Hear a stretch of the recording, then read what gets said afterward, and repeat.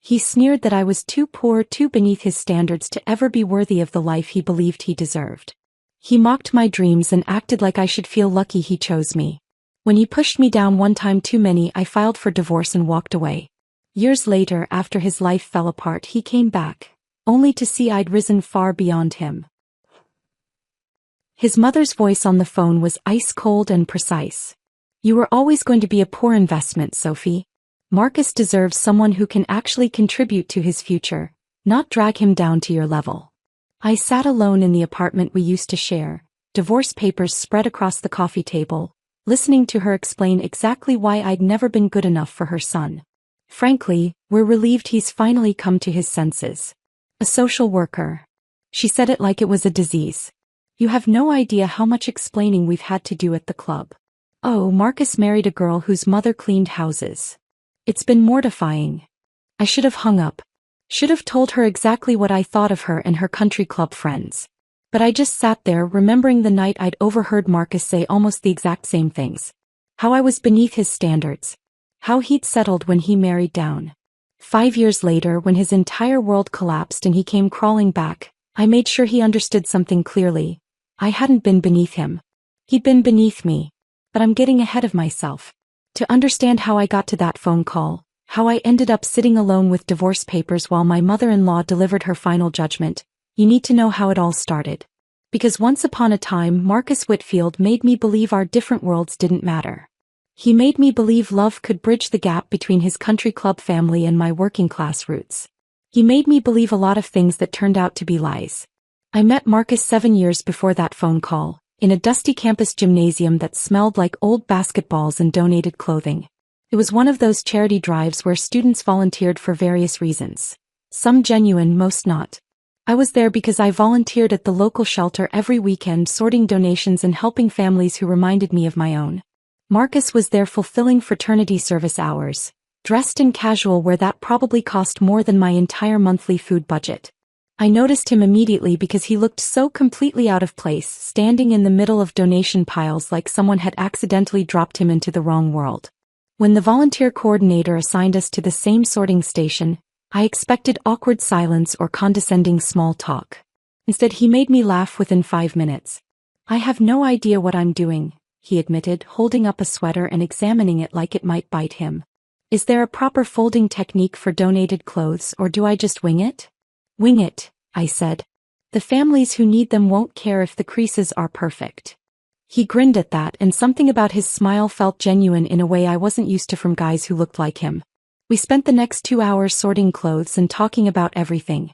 He asked about my social work major with what seemed like real interest, not the polite tolerance most people showed when I explained I wanted to help foster kids and domestic violence survivors. He told me about his finance major with this self-deprecating humor, joking that he was preparing for a lifetime of making money move around on screens while contributing nothing meaningful to society. I found myself drawn to his charm, to the way he asked questions like he actually cared about the answers.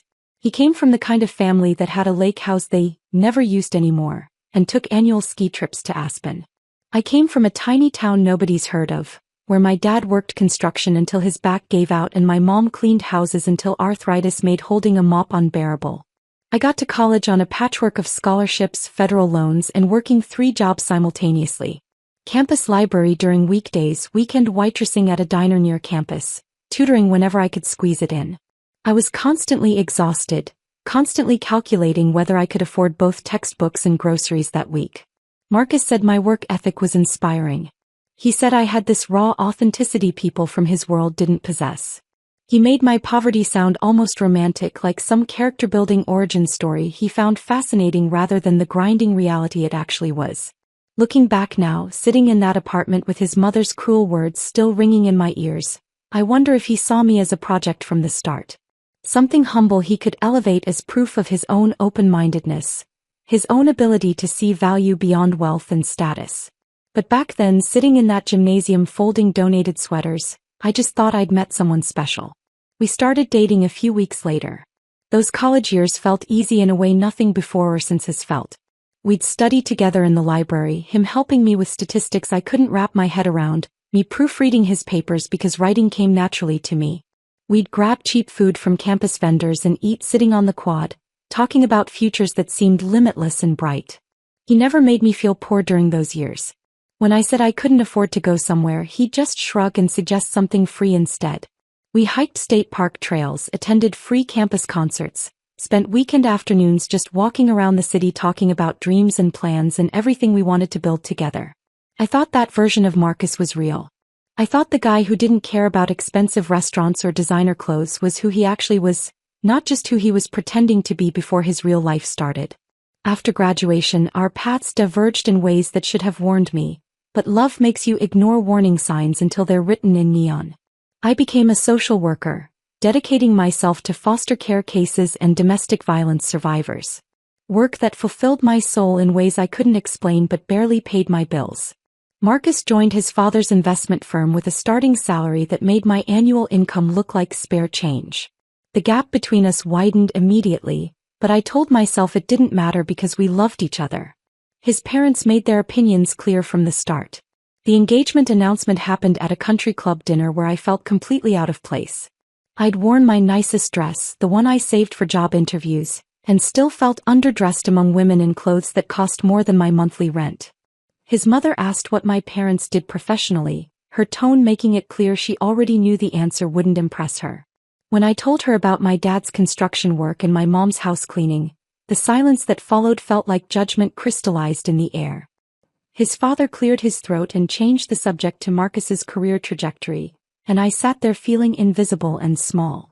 Marcus squeezed my hand under the table and I thought he was showing support. Now I realize he was probably just hoping I wouldn't say anything else embarrassing. We got married in our mid-20s in a ceremony his parents funded and completely controlled. Guest lists full of their country club friends instead of my family. Flowers I didn't choose and colors I didn't pick. A venue that screamed wealth I didn't understand with ice sculptures and a 7-course meal and a string quartet that probably cost more than my parents' annual income. My mom cried during the ceremony. At the time, I thought it was just normal mother of the bride emotion. Looking back, I think she saw what I couldn't, that I was marrying into a family that would never accept me, that would spend years making me feel like I wasn't good enough. We moved into a small apartment his parents owned, paying below market rent that Marcus reminded me about whenever I suggested finding our own place. Why would we pay market rate somewhere else when we have this? He'd say, like I was being unreasonable for wanting independence. Those early years of marriage had a rhythm that somehow worked. He'd come home stressed from office politics and I'd listen while making dinner on our modest budget. I'd come home emotionally drained from separating abused children from their parents or helping terrified women escape violent partners, and he'd order takeout so I didn't have to cook. We fit together in this odd way. His ambition balanced by my groundedness. His connections complementing my compassion. I genuinely thought we were building something real, something that would last. Then Marcus got promoted to senior associate, and everything started shifting in ways I didn't want to see. I celebrated him like it was my own achievement. Made his favorite pasta dish, the one he'd loved since our dating days. Bought him a card that said I was proud of him. He glowed that entire evening talking about corner offices and partnership tracks and futures that sounded bright and limitless. That weekend I suggested we celebrate by hiking this trail I'd been wanting to explore. Free, beautiful, the kind of thing we used to do when we were broke college students finding joy in simple pleasures. The look Marcus gave me made my stomach drop. Why would we go hiking when I just got promoted? He said like I'd suggested something offensive. Let's go somewhere that actually reflects this achievement. Somewhere that matters. We ended up at an overpriced steakhouse where Marcus spent the entire dinner name-dropping colleagues I'd never meet and asking the waiter if he knew who his father was. I sat across from him in my department store dress, watching him perform for invisible judges, and felt the first crack in the foundation of everything I thought we were. He talked about future vacations to places I couldn't afford, designer purchases that seemed unnecessary, networking events that apparently mattered more than the quiet life we'd built. The intensity felt desperate, like he was chasing something he couldn't quite name but needed desperately to catch. I told myself he was just excited. That this was temporary enthusiasm that would settle once the promotion novelty wore off. I had no idea I was watching the beginning of his transformation into someone I wouldn't recognize. Someone who would eventually look at me with contempt and tell his friend I was too poor to understand real ambition. But that night at the steakhouse, watching him perform wealth and status for strangers who didn't care, I felt something shift. Something fundamental. I just didn't know yet that it was the beginning of the end. The shift from excitement to obsession happened so gradually I didn't notice until it had completely consumed him. About 3 months after that steakhouse dinner, Marcus came home from work buzzing with an energy I'd never seen before. He'd been invited to a private meeting with Theodore Carmichael, one of the senior partners at his firm. "This is it, Sophie," he said, pacing our small living room like he couldn't contain himself. "Theodore doesn't meet with junior associates unless he sees potential. This could change everything." I should have been happy for him. Instead, I felt a knot forming in my stomach that I couldn't explain. Theodore Carmichael became the center of Marcus's universe almost overnight. Theodore was everything Marcus wanted to be. The corner office with city views, the brownstone in the neighborhood where old money lived, the wife who looked like she'd stepped out of a Society magazine spread. Theodore drove a car that cost more than most people's houses and vacationed in places I couldn't pronounce. Marcus started talking about Theodore constantly. At dinner, instead of asking about my day, he'd launch into detailed accounts of Theodore's investment strategies. On weekends, he'd watch videos about golf because Theodore played at an exclusive club. He started reading the same financial publications Theodore mentioned, ordering the same wine Theodore preferred, even changing the way he dressed to mirror Theodore's style. It was nauseating watching my husband transform into a fanboy of another man, studying Theodore's life like it was some blueprint for becoming worthy. "Theodore says the key to success is surrounding yourself with quality," Marcus announced one evening, looking around our apartment with this new critical eye that made me uncomfortable. "Quality people, quality things, quality experiences." I was washing dishes from dinner, pasta again because it was cheap and filling, when he said it. I turned off the water and looked at him. "What does that mean?" "It means we need to elevate our standards," he said, gesturing vaguely at our modest furniture. "Look at this place, Sophie. Everything looks so cheap, so starter. How am I supposed to invite colleagues over when we're living like college students?" "We're paying off my student loans," I reminded him, keeping my voice calm. "And saving for a down payment. Remember? The plan we made together." Marcus looked at me like I'd spoken a foreign language. "That plan was from before," he said slowly, like he was explaining something to a child. "Before I understood what real success looks like. Theodore and Vivian's place, you should see it. Real art on the walls. Furniture that makes a statement. Everything curated and intentional. The man I married would have laughed at people who measured their worth by furniture brands. This new Marcus measured everything by Theodore's standards, and I was failing every test. Things got worse when Vivian Carmichael started hosting dinner parties. Elaborate affairs at their brownstone where the guest list read like a who's who of the city's financial elite. Marcus was invited to one and he came home that night transformed. "We need to do better," he said, walking through our apartment like he was seeing it for the first time. "Why don't we have real art? Why is all our furniture from discount stores? Why does everything look so temporary?" "Because we're being financially responsible," I said, frustration creeping into my voice. "Because we're paying down debt and building savings. Because we're doing what actual adults do instead of living beyond our means." "You're so small-minded," he shot back, and the venom in his voice made me flinch. This is exactly what Theodore warned me about. People who don't understand ambition will always try to pull you down to their level. I stared at him, genuinely shocked. "Did you just call me small-minded for wanting to be financially responsible?" "I called you small-minded for refusing to see the bigger picture," he said. "For thinking that being comfortable in cheap furniture is something to be proud of." That's when the spending started. Designer suits appeared in our closet, still bearing price tags that made my breath catch. When I asked about them, Marcus waved me off, saying they were investments in his career. Then came the car, a luxury lease with monthly payments that were more than our rent. I discovered it by accident, opening a piece of mail I thought was a utility bill. When I saw the amount, I actually felt dizzy. "Marcus, we can't afford this," I said that evening, holding the lease agreement with shaking hands. "We can't afford not to," he countered. "Image matters in my industry. Theodore drives a similar model. People notice these things. People notice when you can't pay your bills too," I said, trying to stay calm. "We're already carrying credit card debt. This is going to bury us." That's when he exploded in a way that genuinely frightened me. "You don't understand anything," he shouted, his face red with anger. I'm trying to build something here and you're dragging me down with your poverty mentality. This is why you'll never succeed. You're still thinking like someone from a trailer park. I grew up in a modest house, not a trailer park, but the insult was designed to wound, and it did.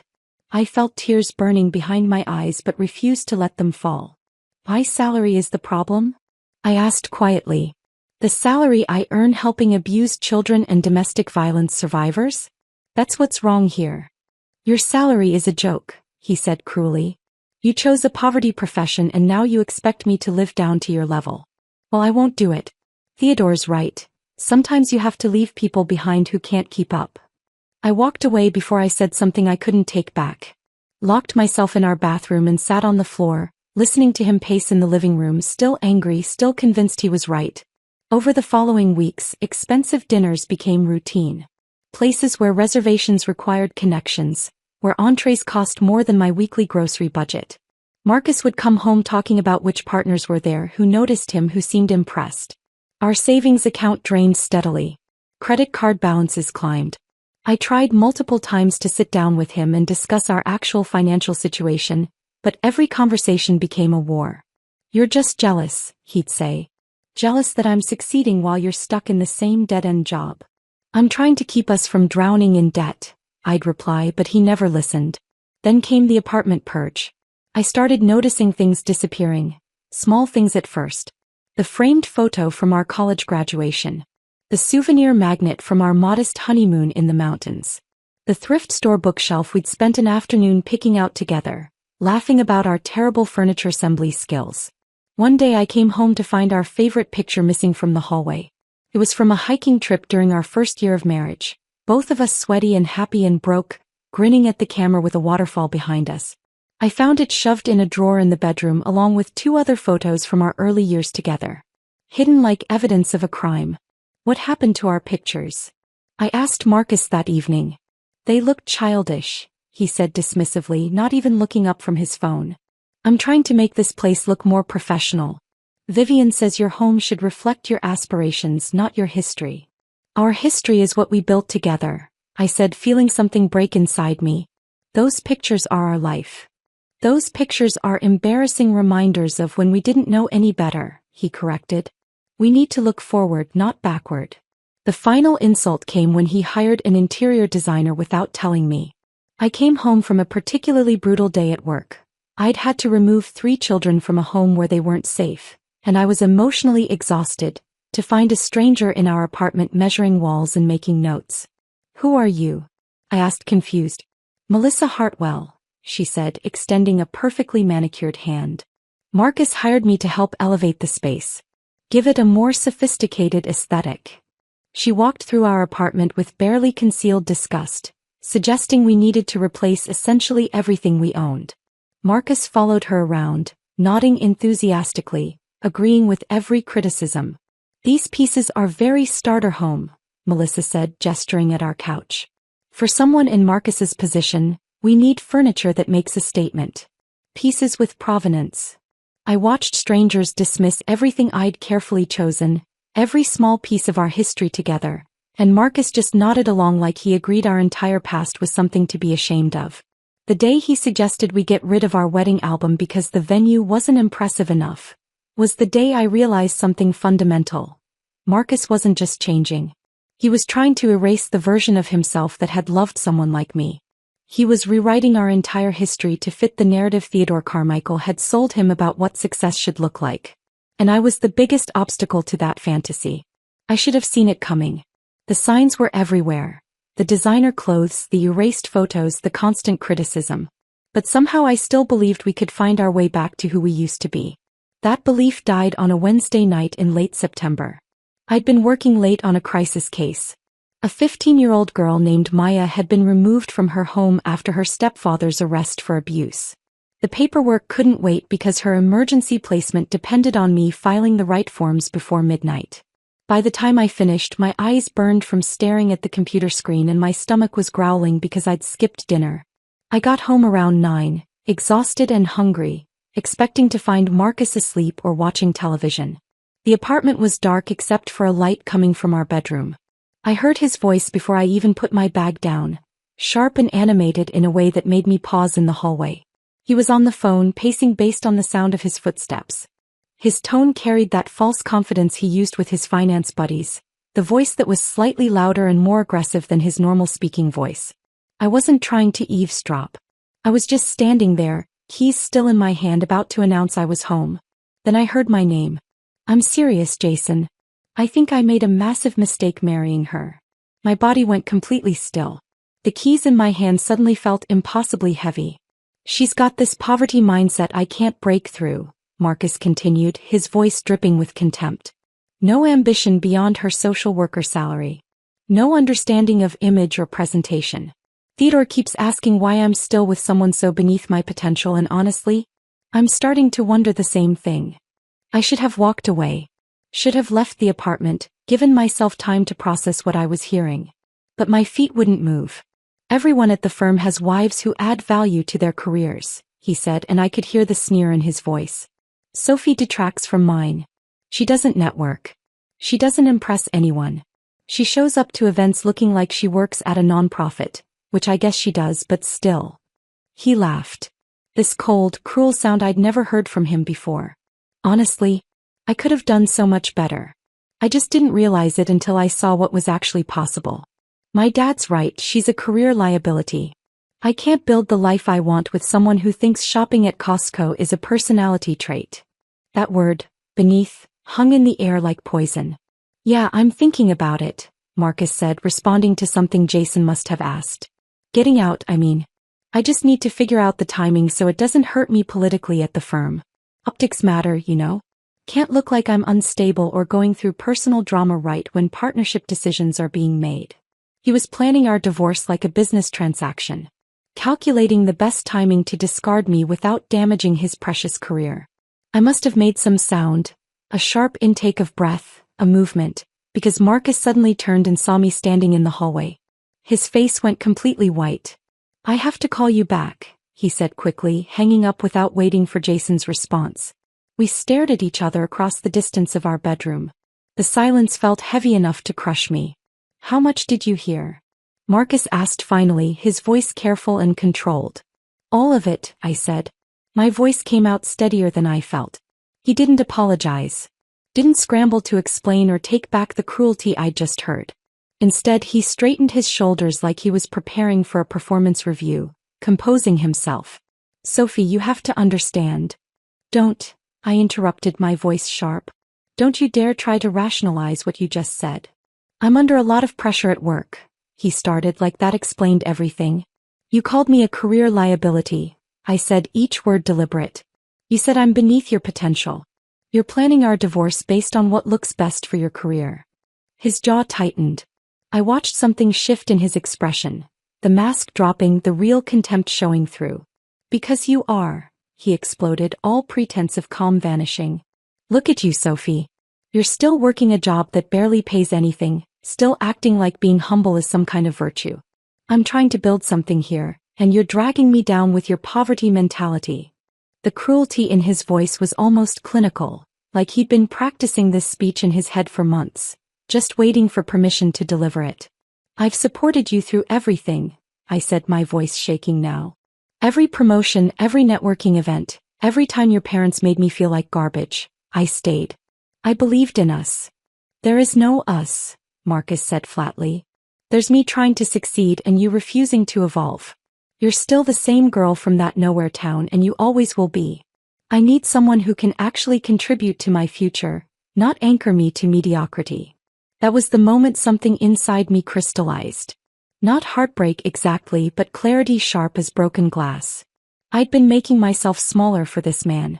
Apologizing for my background, my career, my values. Trying desperately to become whatever version he wanted while he systematically destroyed everything I was. And he still thought I wasn't good enough. Then let's make this simple, I said, my voice calm now. I want a divorce. Marcus actually blinked, genuine surprise crossing his face. He'd expected tears. Expected begging. Expected me to promise I'd change, that I'd be better, that I'd somehow meet his impossible standards.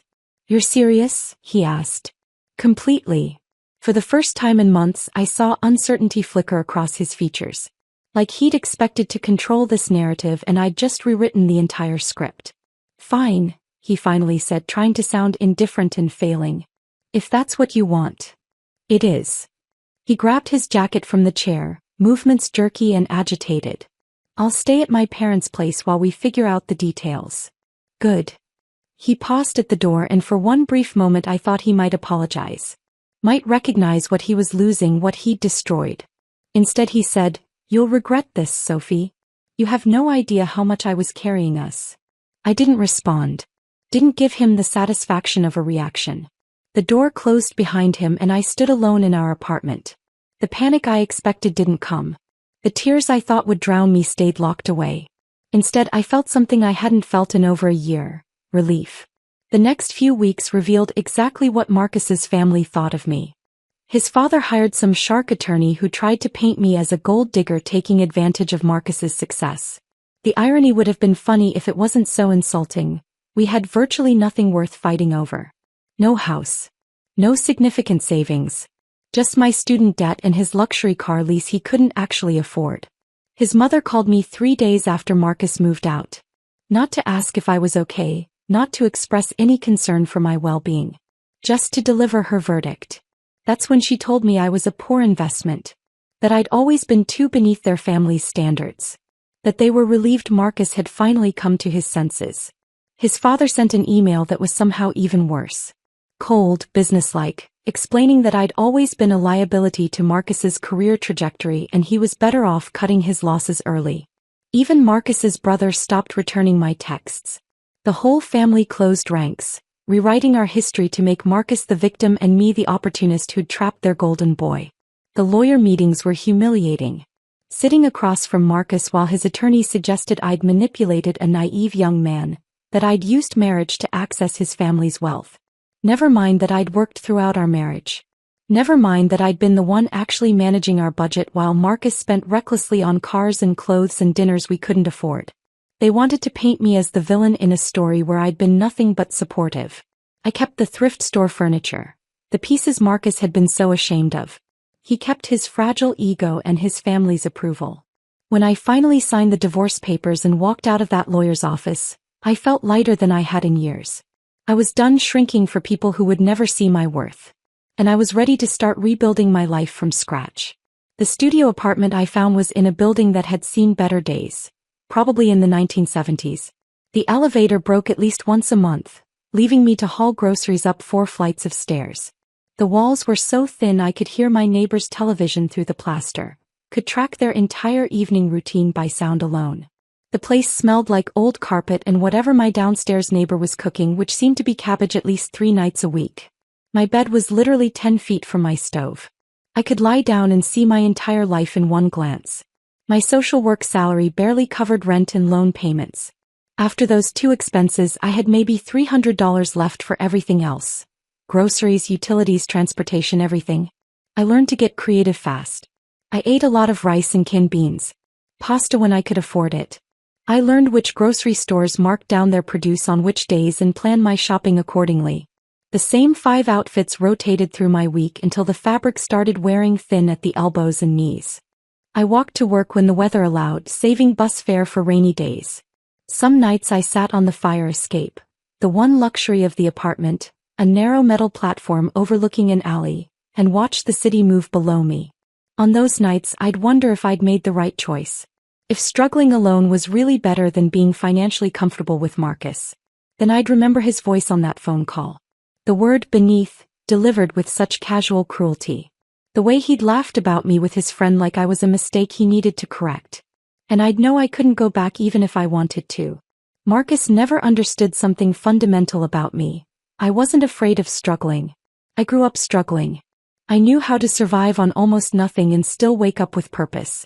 What I didn't have during our marriage was freedom. Freedom to make my own choices without being criticized for every decision. Freedom to invest in my actual dreams instead of funding his image. Freedom to exist without constant judgment about whether I was good enough, polished enough, wealthy enough. Living in that tiny studio apartment with thin walls and old carpet, I was poor. But I was free. And that freedom was worth more than anything Marcus's money could have bought. 3 months after the divorce was finalized, I did something Marcus would have mocked mercilessly. I enrolled in graduate school. Part-time program in nonprofit management and public policy. I paid for it with a patchwork of scholarships I applied for obsessively, additional student loans that made me nauseous to sign, and picking up extra shifts wherever I could find them. My schedule became absolutely brutal. I worked full days at the child welfare agency, left at 5, grabbed whatever food I could eat quickly, and made it to class by 6:30 twice a week. The other nights I studied during my lunch breaks, wrote papers at midnight, survived on coffee and stubborn pride. My classmates were mostly younger, fresh out of undergrad with energy I had to manufacture through sheer willpower. They talk about their career plans with this optimistic enthusiasm that made me feel ancient at 29. I was the oldest student in most of my classes. The one who asked practical questions instead of theoretical ones. The one who connected every lecture to real cases I'd actually handled, to families I'd actually tried to help, to systems I'd watched fail people over and over. My professors noticed fast. Dr. Ramirez, who taught nonprofit leadership, started asking me to present case studies in class. To share real examples of what worked and what didn't in the field. Professor Klein invited me to contribute to his research project on trauma-informed care practices. I was exhausted constantly. Some mornings I woke up and genuinely didn't know how I'd make it through the day. But I was also alive in a way I hadn't been in years. I was building something that was entirely mine. Something Marcus couldn't touch or diminish or take credit for. Some nights I fell asleep on my textbooks, woke up with ink smudged on my face from where my cheek had pressed against the pages. I'd stumble to the bathroom and catch sight of myself in the mirror. Hair a mess, mascara smudged, looking absolutely nothing like the polished wife Marcus had wanted. And I'd smile. Because I was becoming something better. Someone with actual expertise. Real credentials. Growing respect in my field. The climb was gradual and often discouraging. Small victories mixed with setbacks that sometimes felt overwhelming. I got promoted to senior caseworker about 8 months after the divorce. It came with more responsibility but barely any increase in pay, maybe $50 more per paycheck. But it meant something. It meant my supervisors recognized my work. I started presenting at local conferences on trauma-informed care. Just small workshops at first, maybe 20 people in a hotel conference room. But I was building a reputation among people who actually valued the work I did, who understood that helping vulnerable families mattered. A nonprofit director named Janet Morse approached me after one of my presentations. She ran a mid-sized organization that placed foster children, and she said my approach to trauma assessment was exactly what her agency needed. "Would you be interested in consulting with us?" she asked. "Redesigning our placement protocols?" The pay was modest, $1,500 for a project that would take me weeks. But it was the first time anyone had paid me for my expertise rather than just my labor. I said yes immediately. That project led to another. And another. I started working weekends on consulting gigs, building a portfolio of real change I'd helped organizations implement. Documented improvements in placement stability. Reduced caseworker burnout. Better outcomes for families. But there were setbacks too. Months where unexpected expenses completely wiped out whatever I'd managed to save. My car broke down in February and I had to choose between fixing it or eating anything other than rice and beans for a month. I chose the car because I needed it to get to my consulting sites. I went without health insurance for 3 months because I simply couldn't afford the premiums. I lived in constant low-level terror of getting sick or injured, of one accident destroying everything I was trying to build. I had a moment of real weakness in April. Sitting in my studio apartment looking at my bank account balance that had dropped below $200, I almost called Marcus. Almost asked if he'd been right. If I really couldn't survive without him. If this whole thing had been a terrible mistake. My finger hovered over his contact in my phone for probably 5 full minutes. Then I called Emma instead. "Tell me I'm not crazy," I said when she answered. "You're not crazy," she said immediately. "You're doing something incredibly hard and you're doing it alone and you're surviving. That's not crazy. That's brave." "I'm exhausted," I admitted. "And scared. And I don't know if I can keep doing this." "You're already doing it," Emma said gently. "Every single day you're doing it. And struggling towards something real beats living comfortably in someone else's contempt. You know that." He was right. I did know that. I didn't call Marcus. The real turning point came in June at a nonprofit leadership summit downtown. I'd submitted a proposal to present on child welfare reform, and somehow it got accepted. I was terrified. This was a much bigger venue than I was used to, with directors from major organizations attending. After my presentation, a woman approached me. She was probably in her 60s, wearing a sharp suit that managed to look both professional and approachable. She had this direct, intense way of looking at people that made me immediately nervous. "I'm Dr. Patricia Holbrook," she said, extending her hand. That was a solid presentation. I knew who she was. Everyone in social services in the region knew who she was. She ran one of the most respected consulting firms, had literally written the book on nonprofit management that I'd been studying in my graduate program. "Thank you," I managed. "Your analysis was excellent," she continued. "But your presentation needs work. You apologized 3 times in the first 5 minutes, and you qualified almost every statement you made. You're undermining your own expertise." I felt my face flush with embarrassment. "Have you ever considered starting your own consulting practice?" Dr. Holbrook asked. I actually laughed. Couldn't help it. I can barely keep myself fed right now. Starting a business seems impossible. Dr. Holbrook didn't laugh. She just looked at me with those intense eyes. "I built my firm from nothing 30 years ago," she said. "I recognize hunger when I see it. Real hunger. The kind that comes from wanting to make actual change, not just collect a paycheck. If you're serious about making real impact, you need to stop thinking small." She handed me her business card. "I'd like to mentor you. No charge. We'll meet monthly. I'll review your work, push you toward bigger goals, introduce you to people who can help. Interested?" I stared at her, genuinely shocked. "Why would you do that?" "Because someone did it for me once," she said simply. "And because you're worth investing in. You just don't know it yet." I took the card with shaking hands. Those monthly meetings with Dr. Holbrook changed everything. Those monthly meetings with Dr. Holbrook changed everything in ways I couldn't have predicted. She taught me how to price my expertise. Actually charge what I was worth instead of the apologetic rates I initially proposed that barely covered my time. She taught me how to pitch to organizations, how to walk into a room and present my ideas with confidence instead of constantly qualifying every statement with maybe or I think.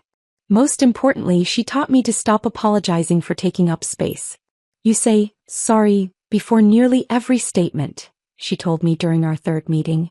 "Stop it. You're not sorry. You have expertise these organizations desperately need. Act like it."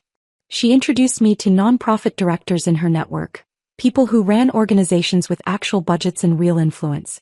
She'd send emails saying simply, "Sophie Jennings is brilliant. Hire her." And they did. The consulting work grew steadily. Small projects became larger ones. One-time engagements turned into ongoing contracts. I was still working full-time at the child welfare agency, but my evenings and weekends were consumed with consulting work that actually paid well.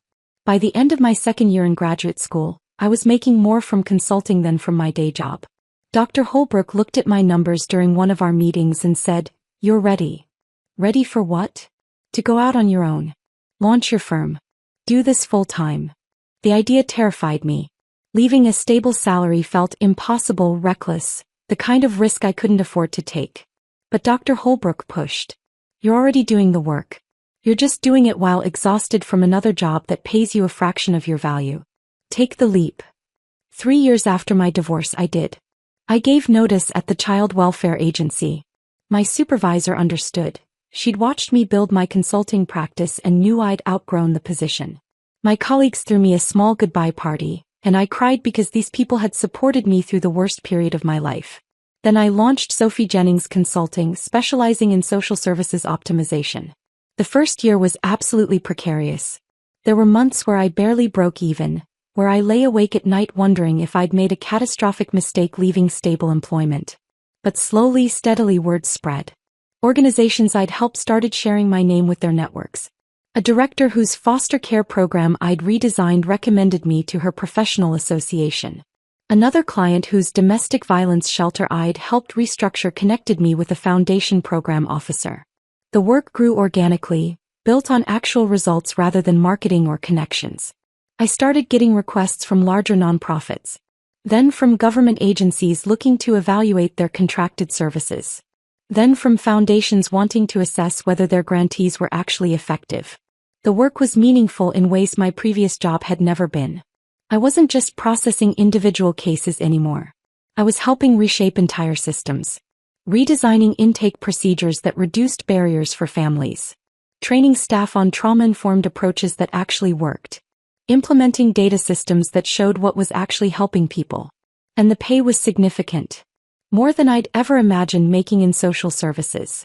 I moved out of the studio apartment with thin walls into a real one-bedroom with big windows that let in actual natural light. The first morning I woke up there, sunlight streaming across my bed, I actually cried. I bought furniture I loved. Not expensive designer pieces that would impress anyone, just things that made me happy. A comfortable couch in deep blue. Bookshelves for all the books I'd been storing in boxes. A kitchen table where I could actually spread out and work. I started traveling. Not to luxury resorts or impressive destinations, but to places I'd always wanted to see. I hiked in national parks, explored small coastal towns, visited historical sites. I went on my terms at my pace, answering to nobody. For the first time in my adult life, I felt genuinely free. The professional recognition came gradually, then all at once. In my 4th year of business, I was invited to speak at a national conference on child welfare reform. Not a small workshop, a keynote presentation to an audience of hundreds. I was terrified. Stood backstage with sweating palms and a racing heart, convinced I'd forget everything the moment I stepped into the lights. But when I walked out and started talking about trauma-informed systemic change, something shifted. I wasn't Sophie who apologized for existing anymore. I was Sophie who knew exactly what she was talking about and wasn't afraid to say it. The presentation got a standing ovation. Afterward, a dozen organizations lined up to ask about my availability. A major foundation invited me to join their advisory board, consulting on how they distributed millions in social services grants. I published articles in professional journals that practitioners actually cited in their work. Universities started inviting me to guest lecture. One university offered me an adjunct position teaching nonprofit management, the same field where I'd been the struggling older student just years before. I taught one class per semester, sharing real-world experience with students who reminded me of my younger self. Local media did a profile on my firm. The reporter highlighted the measurable improvements we'd helped organizations achieve: placement stability rates that increased by 40%, staff retention that improved dramatically, families actually getting help instead of falling through bureaucratic cracks. But the recognition that mattered most came from the frontline workers. Caseworkers who told me the changes I'd helped implement made their impossible jobs slightly more possible. Counselors who said they could actually focus on helping people instead of just managing paperwork. Advocates who felt like the system was finally supporting them instead of fighting them. I wasn't famous or wealthy by Marcus's standards. But I was respected by people whose opinions actually mattered to me. The external success was visible and measurable. But the internal transformation ran even deeper. I started noticing how different I felt in my own skin. Walking into meetings with confidence instead of apology. Stating my rates without flinching or immediately offering a discount. Disagreeing with powerful people when I knew I was right. I stopped monitoring every word for potential criticism. Stopped shrinking to make others comfortable. Stopped apologizing for taking up space in rooms where I'd earned my seat. I joined a gym. Not to achieve some ideal body that would make me more acceptable, but because I wanted to feel strong. And I did feel strong physically and emotionally. I could see the difference in how I carried myself, how I moved through the world. I cut my hair short in a style Marcus would have absolutely hated. He'd always insisted I keep it long, said short hair on women wasn't feminine. I loved it. Felt like myself for the first time in years. I wore clothes that felt authentic to who I was. Professional but real, competent without performing wealth I didn't actually have or want. I started saying no to things that didn't serve me. Opportunities that looked impressive but felt wrong. People who wanted my expertise for free. Relationships that required me to be smaller than I was. And I started saying yes to things that scared me. Speaking engagements that felt too big. Projects that stretched my abilities. Opportunities that forced me to grow. I dated occasionally. Nothing serious yet, but enough to remember what it felt like to be with men who appreciated strength instead of feeling threatened by it. Men who asked about my work with genuine interest instead of dismissing it as depressing. Men who saw me as an equal instead of a liability. The most profound change was entirely internal.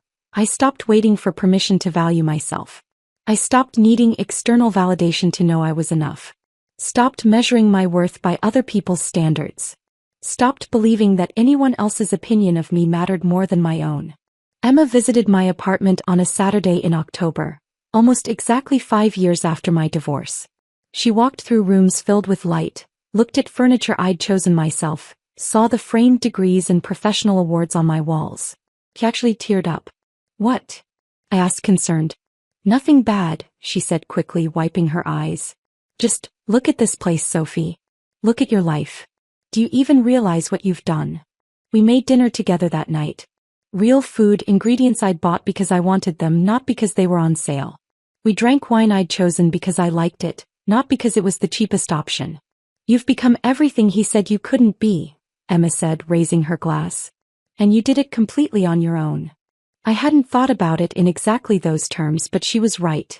Marcus had said I had no ambition beyond my social worker salary.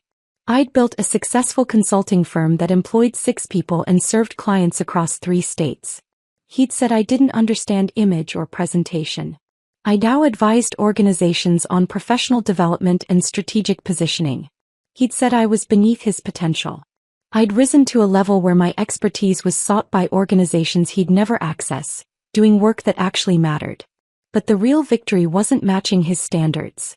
It was realizing his standards had been meaningless all along. I'd built a life based on impact, not image. Success measured by families helped, not restaurants where I was recognized. Worth determined by integrity, not designer labels. "To proving that leaving him was the best decision you ever made," Emma said. I raised my glass and clinked it against hers. To remembering I never needed his approval in the first place. We drank to that. And it tasted like freedom. That toast with Emma, celebrating the life I'd built entirely on my own terms, felt like closure on a chapter I'd finally finished writing. I thought about Marcus occasionally, usually when something reminded me of our marriage, but he felt distant. Like someone I'd known in another lifetime. Then about 2 months later, my phone rang while I was reviewing a grant proposal for a client. The name on the screen made me pause. Jessica Morrison, a friend from college I hadn't spoken to in over a year. "Sophie," she said when I answered, her voice carrying that breathless quality of someone with juicy gossip. "I have news about Marcus. Thought you'd want to know." My stomach tightened reflexively, but I kept my voice neutral. "Okay. Theodore Carmichael got arrested." I sat up straighter. "What?" "Federal investigators," Jessica continued, clearly enjoying this. "Massive securities fraud scheme. Theodore had been running this sophisticated operation for years, defrauding investors of millions. It all came crashing down last week." I processed this information slowly. Theodore, the man Marcus had worshipped, the idol he'd reshaped his entire life to emulate, was a criminal. "The whole firm's imploding," Jessica went on. "The investigation expanded to include other senior partners. They're declaring bankruptcy. Mass layoffs. And Marcus," she paused for effect. "Marcus was on the list." "He lost his job," I said, not quite a question. "Fired without severance, without references. His entire career trajectory just destroyed because he tied himself so completely to Theodore. He posted this vague thing on social media about unexpected transitions and exciting new opportunities, but everyone knows it's over for him. I should have felt something, satisfaction maybe, or vindication. Instead, I just felt oddly empty." "There's more," Jessica said. "Marcus's dad's firm took hits too. They had business connections to Theodore's operation. Not criminally charged or anything, but their reputations damaged. Lost some major clients. The family that had looked down on me, that had called me a poor investment, was facing their own consequences." "Thanks for telling me," I said. "I figured you'd want to know," Jessica replied. "After everything he put you through." We talked for a few more minutes before hanging up. I sat there with my phone in my hand, trying to examine my feelings. Was I happy about Marcus's downfall? Sad? Vindicated? Mostly I just felt distant from it all. Like this was happening to someone I used to know, not someone who still had any real connection to my life. Over the following months, I heard fragments of Marcus's unraveling through various connections. Jessica called again a few weeks later with updates. The luxury car had been repossessed. The designer clothes were showing up on resale websites. Someone she knew had recognized a suit Marcus used to wear to networking events, now being sold for a fraction of what he'd paid. The expensive apartment he'd moved into after our divorce, the one he'd furnished to impress people like Theodore, became unaffordable. He was evicted for unpaid rent. His social media presence, which had been all polished photos from networking events and expensive restaurants, went completely silent for months. When he finally posted again, it was vague inspirational quotes about resilience and reinvention that fooled nobody. He moved back in with his parents, Jessica reported during one of her update calls.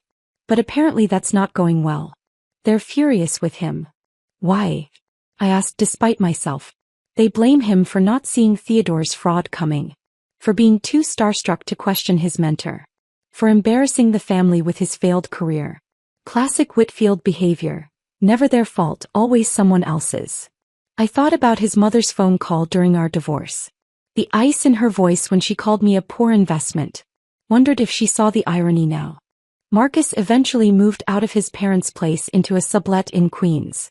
Working contract finance gigs that paid a fraction of his former salary, taking whatever work he could find while his professional reputation remained tainted by association with the scandal. A former colleague of Marcus's, someone I'd met a few times at firm events, reached out via email. He said Marcus was going through a difficult time, and asked if I knew, implying I should feel some obligation to check on my ex-husband.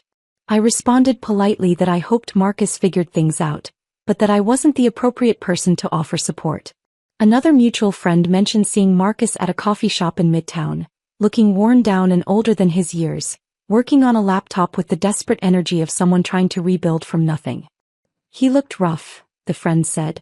Like he'd aged 10 years. Jessica reported that Marcus had been reaching out to people from our college days trying to reconnect.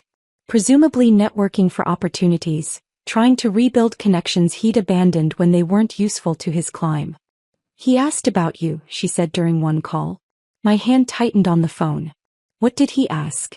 What you were doing now? Whether you'd remarried. If you were still doing social work. Jessica's tone made it clear she'd caught the condescension in that last question. The phrasing told me everything I needed to know. Marcus couldn't imagine I'd succeeded without him. Couldn't conceive that the wife he'd deemed beneath his potential had actually risen while he fell. He still thought of me as the struggling social worker he'd left behind. Had no idea I'd built something far more successful than he'd ever achieved. I felt no satisfaction in his suffering. But I felt no sympathy either. He'd built his entire identity on impressing people who didn't care about him. Measured his worth by metrics that proved completely meaningless when tested. Chosen image over substance, status over character, Theodore's approval over his own integrity. Now he was facing the consequences of those choices. During one of my monthly meetings with Dr. Holbrook, I mentioned Marcus's situation. I expected her to say something about karma or justice, about him getting what he deserved. Instead, she said something that shifted my entire perspective. His fall isn't your victory, Sophie. I looked at her surprised. Your victory happened the moment you chose to build something real instead of chasing his approval, she continued. His circumstances now are just proof that the life he wanted was always unsustainable. She leaned back in her chair, studying me with those intense eyes that never missed anything. People like Marcus and Theodore build castles on sand. Impressive from a distance but no foundation to weather storms. The real test of success isn't whether you can climb when everything's going well. It's whether you've built something sustainable enough to weather inevitable challenges. I thought about my firm, my reputation, my relationships. All built on actual value. On helping people. On expertise earned through real struggle. Your work can't be taken away by market crashes or scandal or shifting social circles, Dr. Holbrook said. Because it's built on substance. On real impact. That's the difference between you and him. She paused, then added more gently, he'll probably reach out eventually. Men like him often circle back to women they discarded when their new lives fall apart. I won't respond, I said immediately. Good. But when it happens, remember clearly who you've become and what you've overcome. Your success was never about proving him wrong. It was about proving to yourself that you never needed his validation in the first place. I nodded, feeling something settle inside me. Marcus's downfall wasn't my victory because I'd already won. Not by watching him fall, but by building something real while he was too busy performing success to actually achieve it. I went back to my work, to my clients, to the life I'd created from absolutely nothing. And I waited, knowing Dr. Holbrook was probably right. Eventually Marcus would reach out. And when he did, I'd be ready. Dr. Holbrook was right. 6 months after I first heard about Marcus's downfall, the message came. I was reviewing a contract proposal when my phone buzzed with a LinkedIn notification. I almost ignored it. I got dozens of connection requests and messages daily from people wanting to network or pitch their services. But the name stopped me cold. Marcus Whitfield. My stomach clenched involuntarily, muscle memory from years of anxiety around him. I opened the message. Sophie, I hope you're well. I know it's been a long time. I've been going through some changes and would really appreciate the chance to talk. Coffee sometime? Marcus. Professional. Distant. Like we were former colleagues instead of divorced spouses who'd torn each other apart. I stared at that message for a long time, cursor hovering over the delete button. Part of me wanted to ignore it completely, let him sit in the uncertainty of whether I'd even seen it, whether I cared enough to respond. But curiosity won. Not about reconciliation, that ship had sailed and sunk years ago. But I was curious about what version of himself he'd present. Whether he'd learned anything. Whether he'd actually changed or just wanted something from me. I responded simply, there's a coffee shop near my office. Thursday at 2 p.m. works for me. Neutral. Professional. On my turf, my schedule, my terms. The days leading up to Thursday, I examined my own motivations carefully. Was I going to gloat? To finally tell him everything I'd held back during our divorce? To rub my success in his face? I realized I didn't want any of those things. I wanted to see if the man who'd called me beneath his potential could recognize what I'd become. And more importantly, I wanted to prove to myself that his opinion no longer had any power over me. Thursday came. I dressed in my usual work clothes, tailored pants and a silk blouse, professional but comfortable. The kind of outfit that said I had my life together without trying too hard to prove anything. I got to the coffee shop 15 minutes early, ordered my usual latte, and claimed a table near the window where natural light poured in. Pulled out my laptop and worked on actual business while I waited, feeling completely calm. When Marcus walked through the door at exactly 2 o'clock, I barely recognized him. The expensive suits were gone, replaced by business casual that looked worn around the edges. Khakis that had seen better days. A button-down that was wrinkled despite obvious efforts to press it. The confident swagger he used to carry, that performance of success he'd perfected, had been replaced by something hollow. He looked older. Not just the 5 years that had passed, but worn down by struggle in a way he'd never experienced before. Gray threads in his hair that hadn't been there during our marriage. Lines around his eyes that spoke of stress and sleepless nights. He spotted me and approached, his smile uncertain. Sophie. Thanks for meeting me. Of course, I said neutrally, closing my laptop. He sat down across from me. Ordered a regular coffee when the barista came by. Black, no additions. I noticed because Marcus used to order elaborate drinks, the kind with multiple modifications that announced he had particular tastes. We exchanged awkward pleasantries about the weather, about traffic, about nothing that mattered. Then he cleared his throat and got to it. I know I don't deserve your time, he started, and I immediately noted the opening. Positioning himself as humble, reformed, worthy of sympathy. But I wanted to say I'm sorry. For everything. The way I treated you. The things I said. I was completely lost, chasing something that didn't even matter. I sipped my coffee and said nothing. Just gave him silence to fill. He continued, words tumbling out like he'd rehearsed this. I lost my job when the firm collapsed. Lost most of my savings in investments that went bad. My parents are furious with me, we barely speak now. I'm living in a sublet in Queens, working contract gigs just to stay afloat. He looked at me with eyes that expected sympathy. Maybe even rescue. I'm sorry that happened to you, I said evenly, offering nothing more. His face flickered with something, disappointment maybe, that I wasn't immediately rushing to comfort him. It's been really hard, he pressed. I've had a lot of time to think. About my choices. About what I threw away.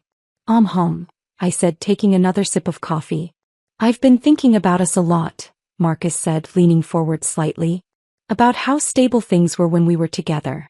How you always kept me grounded. How you made everything feel manageable. Here it comes, I thought. I think I made a huge mistake letting you go, he said, his voice dropping to something that might have been sincerity. We were good together, Sophie. We could be again. There was not an apology for hurting me. Not genuine remorse for his cruelty.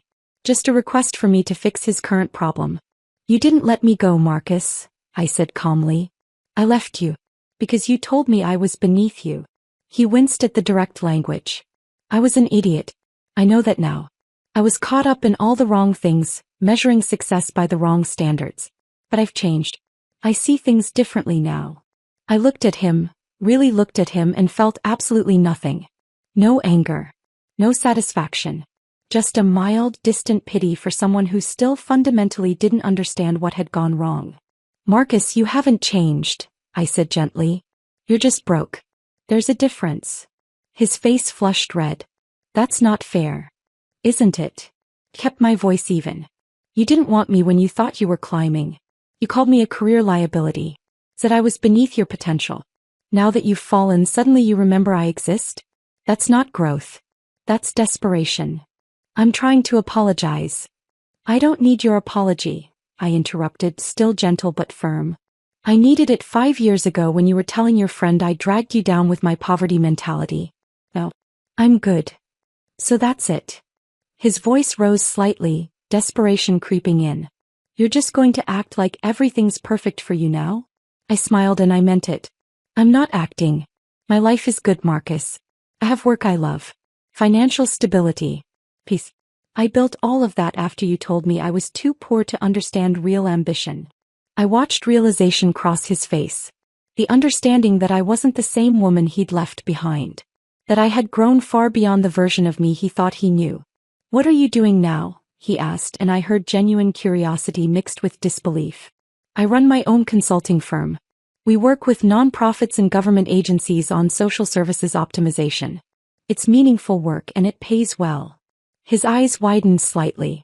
I could see him processing this, trying to reconcile it with his mental image of me struggling alone. That's great, he said, stumbling over the words. Really? I'm happy for you.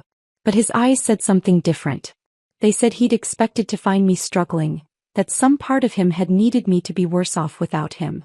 Do you ever think about what we could have built together? He tried one more angle. If we'd both tried harder?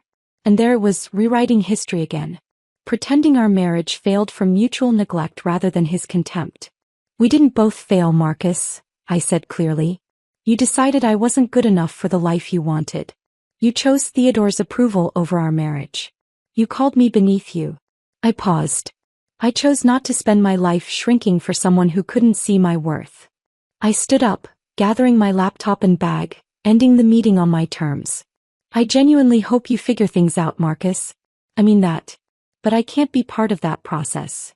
As I walked toward the door, he called after me, I really am sorry, Sophie. For all of it. I paused, looked back at him sitting alone at that coffee shop table, looking smaller than I'd ever seen him. I believe you are, I said. I hope you find what you're looking for. Then I walked out into the bright afternoon, feeling lighter with every step.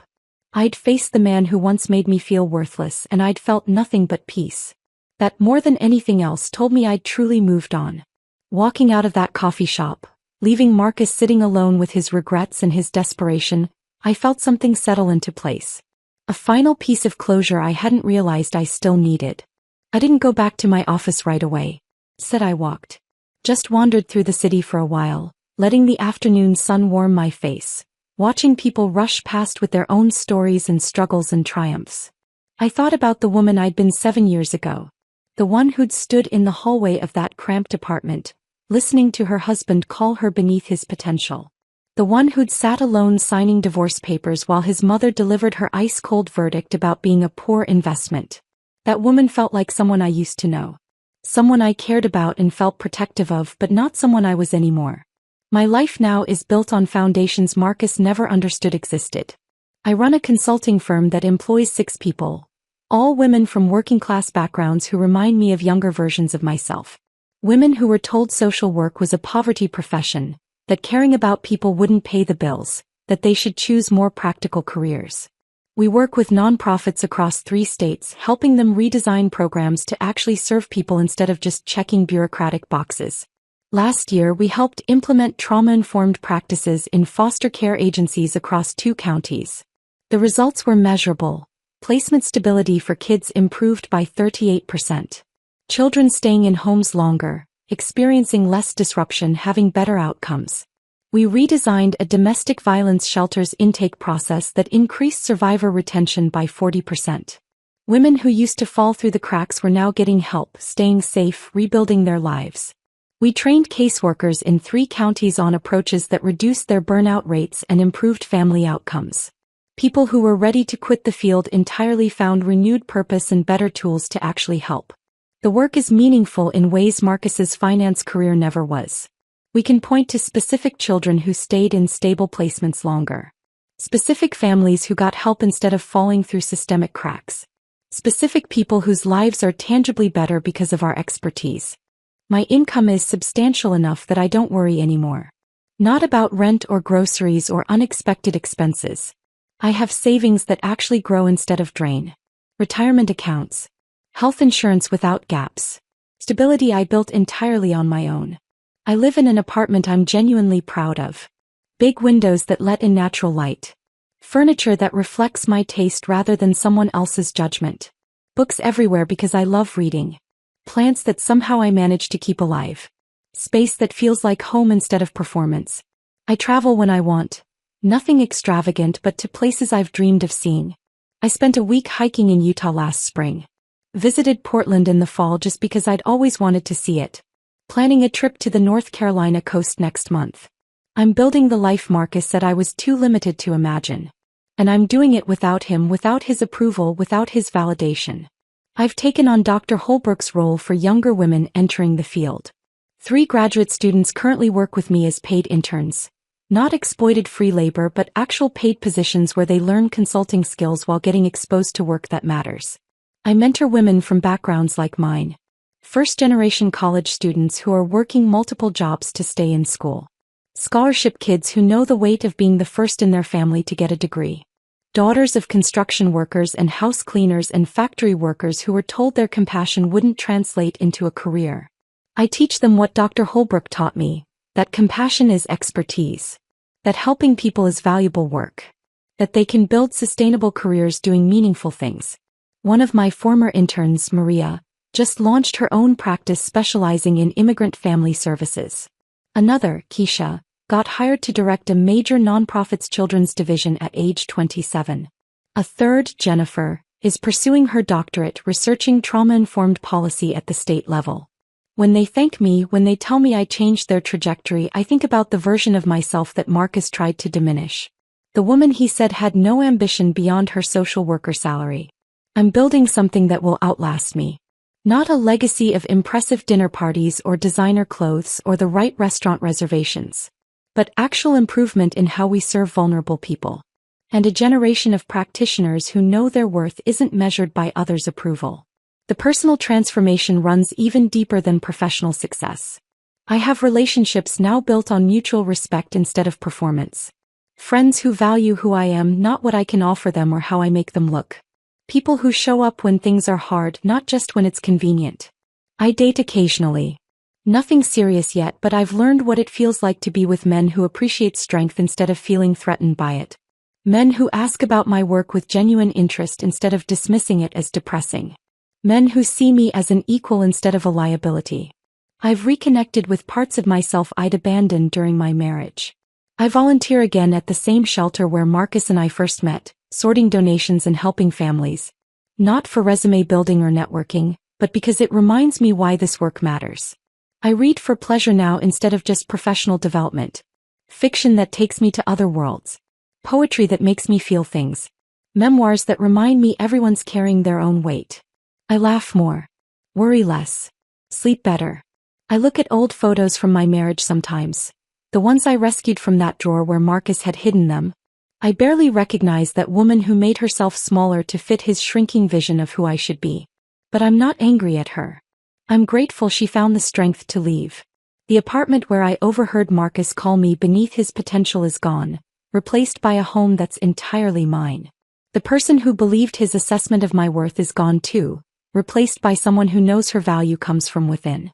Marcus is a chapter in my life now. A painful one that taught me exactly who I never want to be and what I never want to accept. I don't hate him. I genuinely don't. I don't need him to fail.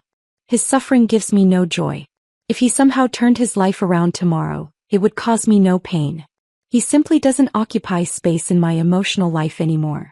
When I think about our marriage, I mostly feel sad for the years I wasted trying to be enough for someone who was determined to find me lacking. But I'm grateful too. Grateful that his cruelty became obvious enough that I couldn't ignore it. Grateful that he pushed for divorce before I wasted more years. Grateful that his eventual fall happened without me attached to it. The revenge I got wasn't planned or intentional. I didn't orchestrate his downfall. I didn't even celebrate it when it happened. The revenge was simply this. I became everything he said I couldn't be. I built the life he claimed I was too limited to imagine. And I did it completely without him. I proved to myself, not to him but to myself, that I was never the problem. His standards were the problem. His values were empty. His vision was hollow.